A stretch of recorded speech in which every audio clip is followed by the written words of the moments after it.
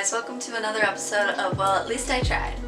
Today we're going to be making apple stuffed challah bread. We're going to get started. I'm using one of Robinson's recipe that she posted on Instagram a while back, and I used this the other week to make regular challah, and best challah ever. I'm going to be posting the recipe and the link to it in my underneath area, you know, that one. To start off, we're going to start with 2.5 cups of warm water, and that's just going to go straight into this big bowl. This makes 2 loaves, so we need lots of room. 2 tablespoons of active dry yeast, and we also need a tablespoon of sugar. So I'm going to let the yeast bloom for about 5 minutes so that it can activate and become all bubbly and then make, you know, the bread rise, because that's what you want in a bread. We'll just give that some time and then we'll add in basically everything else. Peace. So after the yeast has activated, we're going to add in the rest of our ingredients. It says about a cup of honey. I'm just going to eyeball it because I don't like scraping honey out of cups, and this is about 12 ounces, so we'll just use like 2/3. That's the fraction. I can't think. That's fine. So we're just going to dump this straight into the bowl. Add our honey in, and we need 6 eggs.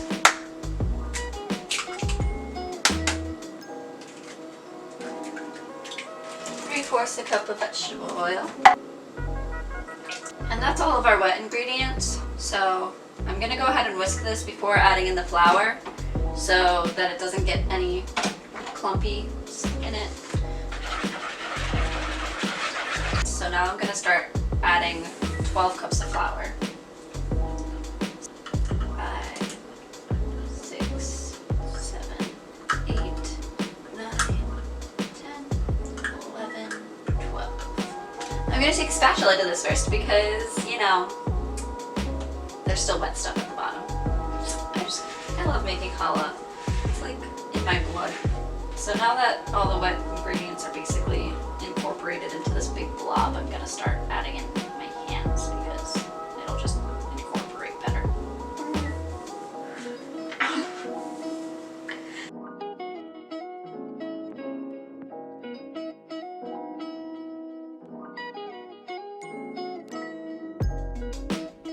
So I just flipped my dough out onto here so that I can knead it better. It's a floured surface. And I'm just going to knead it for about 5 to 10 minutes until it's soft and elasticy,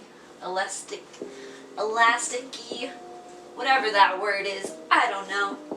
I'm not a baker.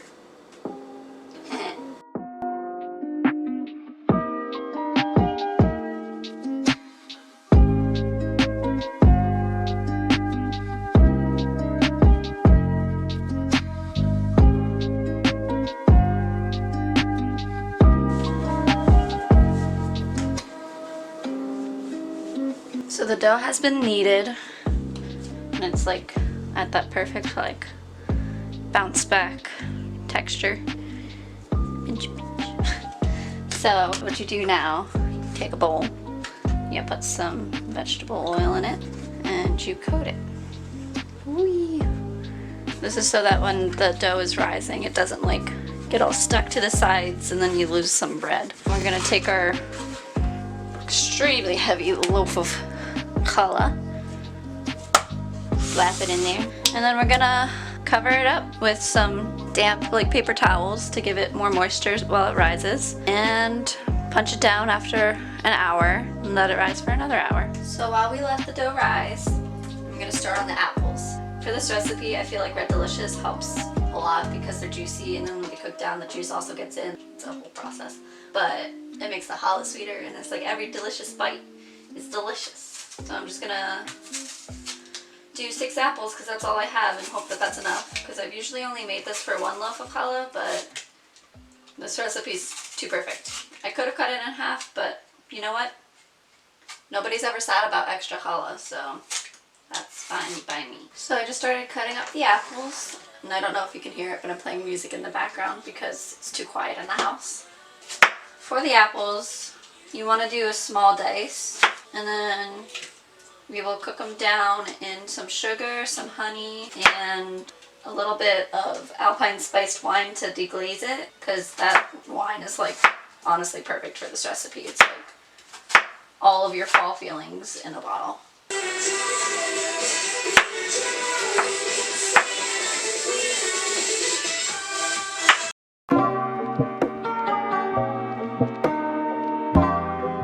Alright, so I just finished cutting up all the apples, and so now we're gonna start cooking them down in this pan. So I'm gonna start with a tablespoon of butter. I'm gonna heat that up. The butter is melted, and I'm gonna add a good half of it and mix those around so they're all coated. And then we're gonna add who knows how much sugar. I just kind of pour it until it looks good.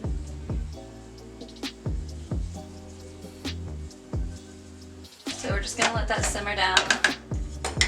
I'm gonna add some honey into it right now, give it more of that honey flavor. And honey is a popular thing around Rosh Hashanah because it represents the sweetness of a new year. So we eat a lot of sweet things on Rosh Hashanah, a lot of apples and honey.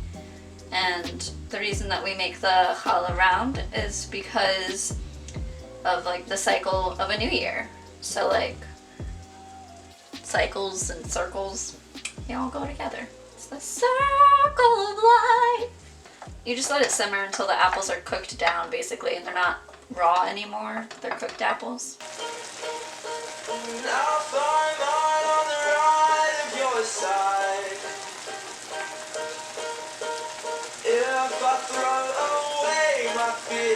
One thing I forgot to mention is that I add cinnamon into it because that gives it more of a fall flavor, and it's fall! Woohoo! Alright, now it's getting into its syrupy stage, so I'm gonna deglaze with Alpine Spiced wine. Dump a little bit in there. And then we'll let it simmer for just a little bit more until it's all settled, and then we are going to put it into a separate bowl. So it's been an hour. We're gonna just gently like peek in, check on the baby, see how it's doing. Oh my goodness. Oh my goodness. Gotta punch it down in between both hours, so we just gotta go. Now we let the baby rest for another hour. Punch her down again, and then we'll start doing our filling things. Rest well, baby. Alright, so it has been 2 hours. This thing got huge. So I'm gonna punch it down again and spread out some flour on the surface of the counter.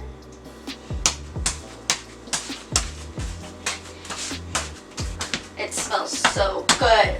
Oh my goodness. I'm gonna take this out, put it here.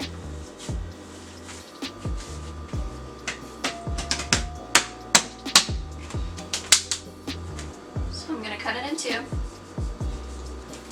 So now that I've just made a mess, I'm gonna knead this a little bit, get this into a nice round circle. Actually, I'm gonna put it more into like a square form and try to get it even, and then cut it into 4.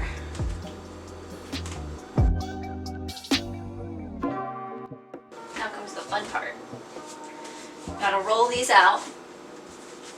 You want to get them pretty long so you can make a bigger loaf, and you also have to get it to the point so that you can then take a roller and then flatten it so you can stuff it with the apples. My handy dandy rolling pin. Now that that's done, I'm going to take my apple mixture and I'm going to lay it out on the challah. You don't want to put too much, but you also don't want to put too little because you want to be able to get some apple, and hopefully every bite is what we're going for. You have to keep it really close to the middle because you have to pinch the edges over it.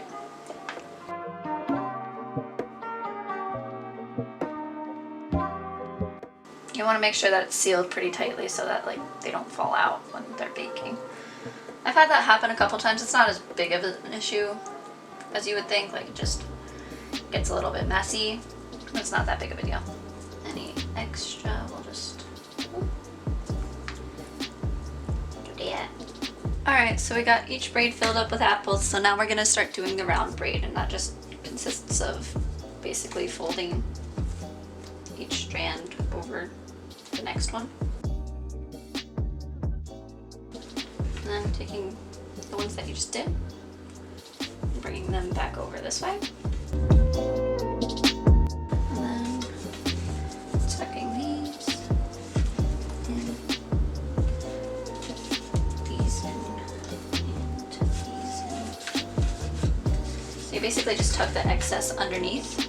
And then voila, you have got your round loaf for Rosh Hashanah.